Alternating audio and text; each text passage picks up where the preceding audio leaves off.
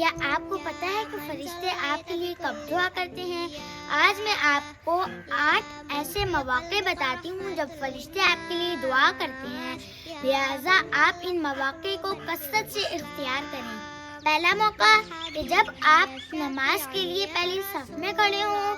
حضرت محمد صلی اللہ علیہ وسلم نے فرمایا، اللہ اور اس کے فرشتے پہلی صف والوں پر درود بھیجتے ہیں۔ دوسرا موقع کہ جب آپ نماز کے انتظار میں مسجد میں بیٹھے ہوں یا تو پھر نماز کے بعد مسجد میں ٹھہرے رہیں۔ تیسرا موقع کہ جب آپ کسی بیمار کی عیادت کریں۔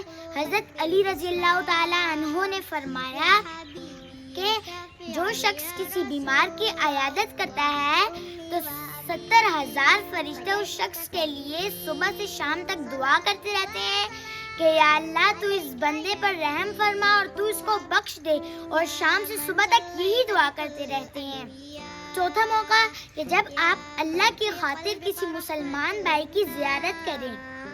پانچواں موقع کہ جب آپ کسی مسلمان بھائی کے لیے اس کی غیر موجودگی میں دعا کریں۔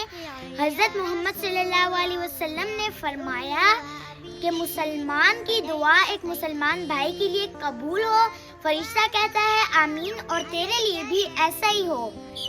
چھٹا موقع کہ جب آپ کسی کو بلائی کی تعلیم دیں۔ حضرت محمد صلی اللہ علیہ وسلم نے فرمایا کہ اللہ اس کے فرشتے آسمان و زمین والے اس شخص کے لیے دعا کرتے ہیں جو انسانوں کو بلائی کی تعلیم دیتا ہے، یہاں تک کہ ایک چونٹی اور مچھلی بھی اس شخص کے لیے دعا کرتی ہے۔ ساتواں موقع کہ جب آپ رات کو باوضو ہو کر پاکیزہ حالت میں سوئیں۔ آپ صلی اللہ علیہ وسلم نے فرمایا کہ جو شخص رات کو باوضو ہو کر سوتا ہے اس کے جسم کے ساتھ لگنے والے کپڑوں میں ایک فرشتہ رات گزارتا ہے، اور جب وہ بندہ کروٹ لیتا ہے تو وہ فرشتہ اس کے لیے دعا کرتا ہے یا اللہ تو اس کو بخش دے کیونکہ یہ پاکیزہ حالت میں سویا ہے۔ آٹھواں موقع کہ جب آپ سحری کرتے ہیں۔